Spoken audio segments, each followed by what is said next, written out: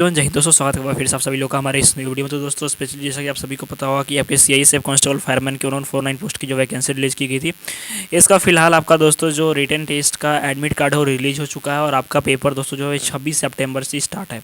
अब आपके पास समय बहुत कम बच गया, तो स्टूडेंट की समस्या आ रही थी कि सर करेंट अफेयर्स कहाँ से कवर करें, करेंट अफेयर्स के लिए कोई वीडियो लेकर के आओ जिसके माध्यम से हमें क्लियर हो पाए कि करेंट अफेयर्स किस तरह के आएंगे और सेम टू सेम कौन कौन से क्वेश्चन आ पाएंगे पेपर में।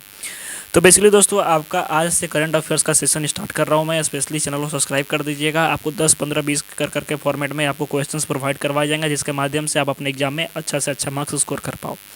सबसे पहले चीज़ दोस्तों, क्वेश्चन नंबर 1 की तरफ आने से पहले एक चीज़ आपको बता देता हूँ कि जो भी कैंडिडेट्स स्पेशली इस पेपर को देने वाले हैं, ध्यान रखिएगा कि आप सभी लोग जितने भी टॉपिक्स में बता रहा हूँ इस पेपर में, यानी आज की इस वीडियो में जितने भी टॉपिक्स कवर है उस टॉपिक से जुड़ी जो भी बातें हैं आप उसको डिटेल्स में एक बार पढ़ लीजिएगा, ताकि इस टॉपिक से अगर क्वेश्चन है तो आपसे वो क्वेश्चन छूटे ना। ठीक है, तो चलिए बिना देर के क्वेश्चन नंबर 1 की तरफ आते हैं। क्वेश्चन नंबर 1 कहता है कि वर्तमान में नागालैंड के गवर्नर कौन है। तो ध्यान रखिएगा दोस्तों कि आपके पेपर में जो CM और गवर्नर वाला सेक्शन जो है ये मोस्ट इंपॉर्टेंट हो जाएगा और इससे एक क्वेश्चन फिक्स है कि आपके पेपर में आएगा ही आएगा। तो वर्तमान में बात की गई है नागालैंड के गवर्नर के बारे में, तो आपका ऑप्शन है ला गणेशन, अनुसुईया उइके, फागू चौहान और लक्ष्मण आचार्य। तो दोस्तों नागालैंड के वर्तमान में जो है आपके बनाए गए दोस्तों ये बनाया गया है आपके ला गणेशन को, ध्यान रखिएगा। ठीक है, यानी ला गणेशन जो हो जाएगा ऑप्शन ये बिल्कुल सही हो जाएगा। ला गणेशन को बनाया गया है नागालैंड का वर्तमान में गवर्नर। अब आपको बताना है कि वर्तमान में नागालैंड के जो CM है ये कौन है। ठीक है, और नागालैंड की राजधानी की अगर हम बात करें तो नागालैंड की दोस्तों राजधानी हो जाएगी आपका कोहिमा। ठीक है, नागालैंड की राजधानी कोहिमा हो जाएगी आपकी, ध्यान रखिएगा। ठीक है, इसके बाद क्वेश्चन नंबर 2। क्वेश्चन नंबर 2 कह रहा है कि देश का सबसे बड़ा रबर डैम कहाँ बना है। ठीक है, ये हाल ही में दोस्तों करंट अफेयर्स में काफ़ी फेमस था और ध्यान रखिएगा कि आपका जो करंट अफेयर्स आएगा विदिन 6 मंथ्स का आएगा। ठीक है, 6 मंथ्स के आपके करंट अफेयर्स आपके पेपर में पूछे जाएंगे। तो यहाँ पे क्वेश्चन है कि भारत का सबसे बड़ा रबर डैम जो था ये कहाँ बना है। बेंगलुरु, गया, मुंबई और रांची। तो फिलहाल दोस्तों जो देश का सबसे बड़ा रबर डैम है ये फल्गु नदी पे बना है। ठीक है, फल्गु नदी पे बना है और कहाँ बना है, फल्गु नदी कहाँ पे स्थित है, तो ये आपके गया में स्थित है। गया कहाँ पे है, तो आपके बिहार में स्थित है, ध्यान रखिएगा। ठीक है, बिहार में स्थित है। कौन सा, गया, तो ऑप्शन बी जो हो जाएगा, यानी गया जो हो जाएगा बिल्कुल सही हो जाएगा, ध्यान रखिएगा। ठीक है, इसके बाद क्वेश्चन नंबर 3।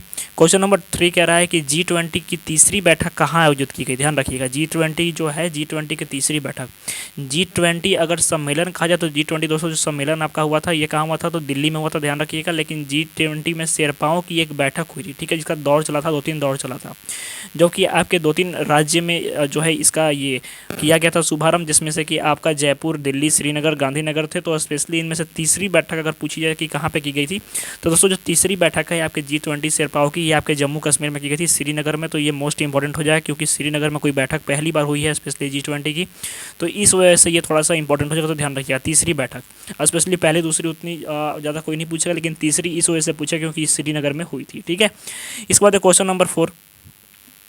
क्वेश्चन नंबर 4 कह रहा है कि वर्तमान में नीति आयोग के उपाध्यक्ष कौन है। ठीक है, नीति आयोग जो है NITI, ध्यान रखिएगा कि आपके पेपर में इसका फुल फॉर्म भी पूछ जाएगा कि नीति का फुल फॉर्म क्या होता है। ठीक है, तो इसका फुल फॉर्म होता है national institute for transformational India. ठीक है, national institute for transforming India. ठीक है, ये आपको याद रखना होगा नीति का फुल फॉर्म।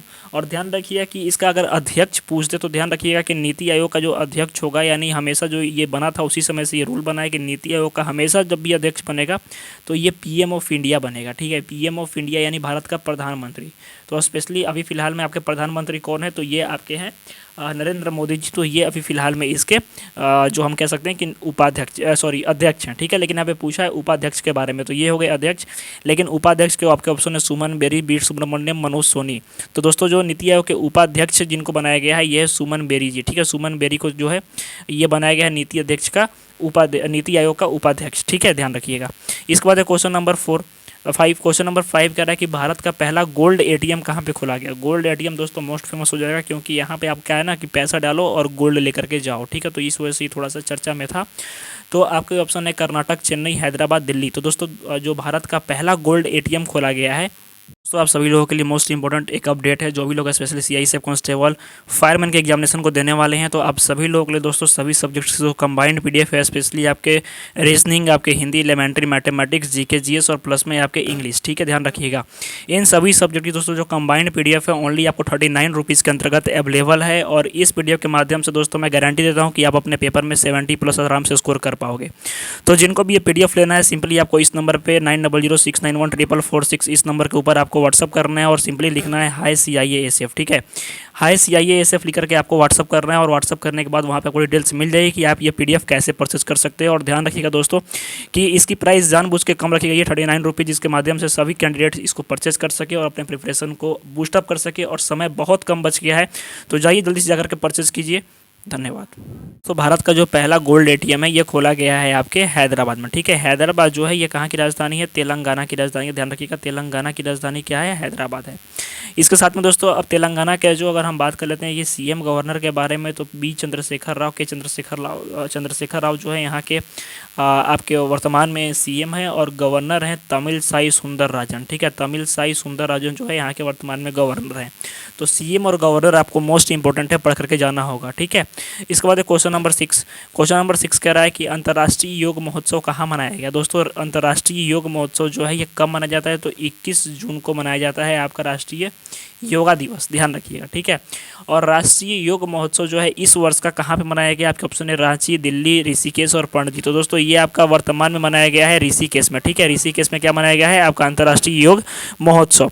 इस बार दोस्तों क्वेश्चन नंबर 7 कह रहा है कि विश्व रेड क्रॉस दिवस कब मनाया जाता है, ठीक है। आप ध्यान रखिएगा कि आपके डेट से इंपॉर्टेंट डेट से एक क्वेश्चन फिक्स है कि आपका आएगा। तो यहाँ पे बात हुई है विश्व रेड क्रॉस डे के बारे में कि विश्व रेड क्रॉस डे कब मनाया जाता है। आपका ऑप्शन है 8 अप्रैल, 21 जून, 11 जुलाई और 7 अगस्त।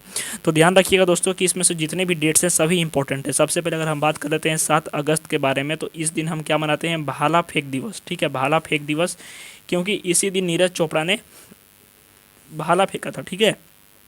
तो भाला फेंक दिवस इसको हम मनाते हैं किस दिन? आपके 7 अगस्त को। 11 जुलाई विश्व जनसंख्या दिवस होता है, विश्व जनसंख्या दिवस 11 जुलाई, ठीक है।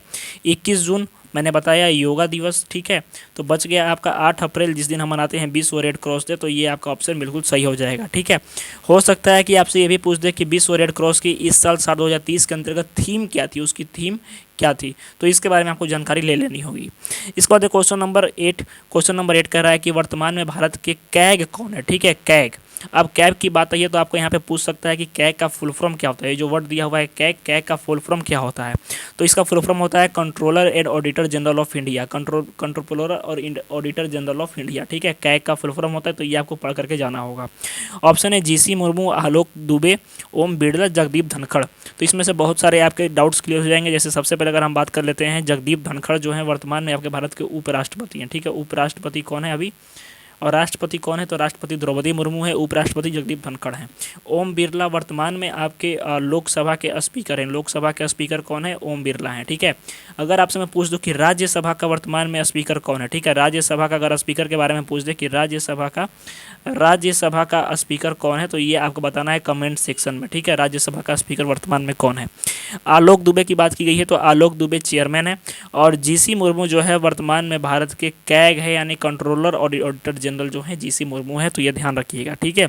इस बाद क्वेश्चन नंबर 9 कह रहा है कि 13वां विश्व कप क्रिकेट विश्व कप 2023 कहाँ होने वाला है, ठीक है। तो ये मोस्ट इंपॉर्टेंट है और ये जो भी क्रिकेट प्रेमी है उनको ये बताने की ज़रूरत नहीं है कि कहाँ होने वाला है, क्योंकि साल 2023 के अंतर्गत जो विश्व कप होने वाला है ये आपके भारत में होने वाला है। इसके लिए सारी तैयारियां जो हैं पूरी हो चुकी हैं। ध्यान रखिएगा कि आपसे पूछ दे कि 2019 का जो विश्व कप हुआ था इसको किसने जीता था, कौन से देश ने जीता था, लेकिन इतना पीछे का आपका ये जो क्वेश्चन है ये नहीं पूछेगा। आपका केवल 6 मंथ्स का जो करंट अफेयर्स है, तो इसमें हाँ ये आपका पूछ सकता है कि जो फीफा वर्ल्ड कप हुआ था, फीफा वर्ल्ड कप किसने जीता, यानी जो फीफा फुटबॉल विश्व कप हुआ था तो उसको किसने जीता। तो ये आपके अर्जेंटीना ने जीता था। ध्यान रखिएगा किसने जीता था? अर्जेंटीना ने जीता था। किसको हरा करके? तो फ्रेंच को हरा करके, ठीक है। तो ये क्वेश्चन आपका बन सकता है।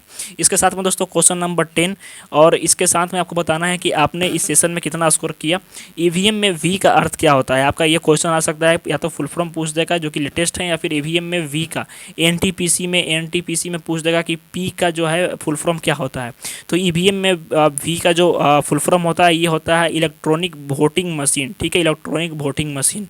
तो आई होप दोस्तों कि आज का जो सेशन होगा आपको पसंद आया होगा। और इसके साथ में दोस्तों आप सभी लोगों के लिए जो इंपॉर्टेंट अपडेट है वो ये है कि आप सभी लोगों के लिए सभी सब्जेक्ट्स की पीडीएफ, जैसे कि आप मेरे स्क्रीन के ऊपर देख रहे हो, आपको केवल 39 रुपीज़ के अंतर्गत अवेलेबल है। केवल 39 रुपीज़ में सभी सब्जेक्ट्स के पीडीएफ। और पीडीएफ जिनको भी लेना है वो सिंपली इस नंबर पे 9006914444 6 इस नंबर पे आपको व्हाट्सअप करना है और व्हाट्सअप करने के बाद आपको लिखना है हाय CIASF। ठीक है, हाय CIASF लिख करके आपको व्हाट्सअप कर देना है और वहाँ से आप ये PDF परचेज कर लोगे और आप अपने एग्जाम में गारंटी मारो कि अगर आप ये पूरा PDF कवर कर लेते हो तो आराम से आप 70+ स्कोर कर लोगे।